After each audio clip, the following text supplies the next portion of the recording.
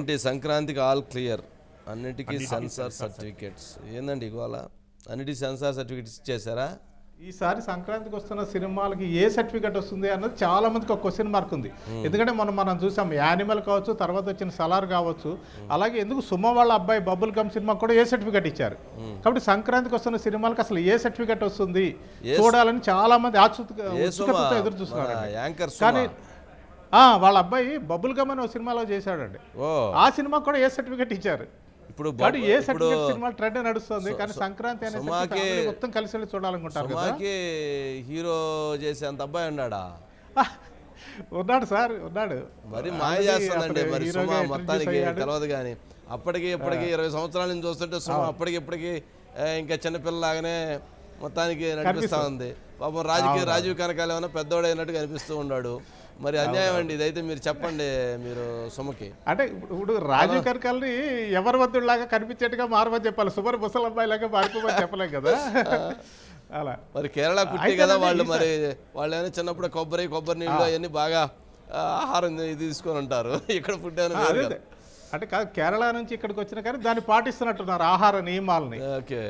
అది అభినందించదగ్గ విషయం. రోజు టిక్ టాక్ లో రోజు ఒక బిర్యానీ చేస్తాను, అవి చేస్తాను, ఇది చేస్తాను తెగ పెడుతుంది కదండి వీడియోలో. అంటే ఆవిడ తిరుదేమో అవి బహుశా చేసి పాప రాజీ కనకాలకు పెడుతుంది. అయితే ఇది కంప్లైంట్ చేయాల్సిన అంశం.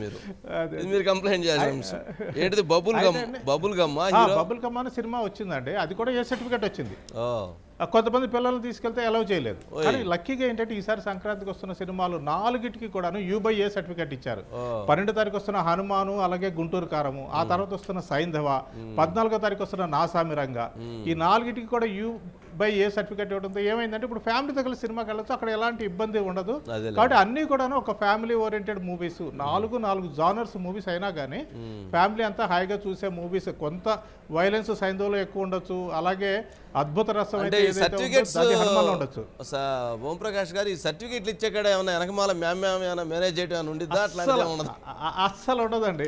అలా ఉంటే సలార్కి ఏ సర్టిఫికేట్ ఇయ్యారు కదా, సలార్కి కూడా U/A తెచ్చుకునేవాళ్ళు. అదేలేండి.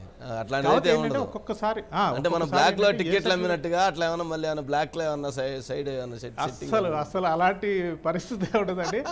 ఎందుకంటే ఇప్పుడు మనకి తెలిసింది అంటే యానిమల్ సినిమా కండి ఏ సర్టిఫికేట్ ఇచ్చారు. అయినా కానీ కొన్ని అభ్యంతరకరమైన సీన్స్ ఉన్నాయని మొత్తం అక్కడ పీఠాలు కదిలిపోయినాయి బాంబేలో. ఆ CEO మార్చేసి కొత్త ఆవిడని తీసుకొచ్చి పెట్టారు. కాబట్టి వాళ్ళ మీద చాలా కళ్ళు ఉంటాయి. ఎందుకంటే ఇటు బాలీవుడ్ కానీ ఇటు టాలీవుడ్ కానీ సంబంధించినటువంటి వాళ్ళందరూ కూడాను ఏ సినిమాకి ఎలా సర్టిఫికేట్ ఇస్తున్నారు ఏంటంటే ఖచ్చితంగా చూస్తారండి. ఓకేనండి ఓం ప్రకాష్ గారు, రైట్.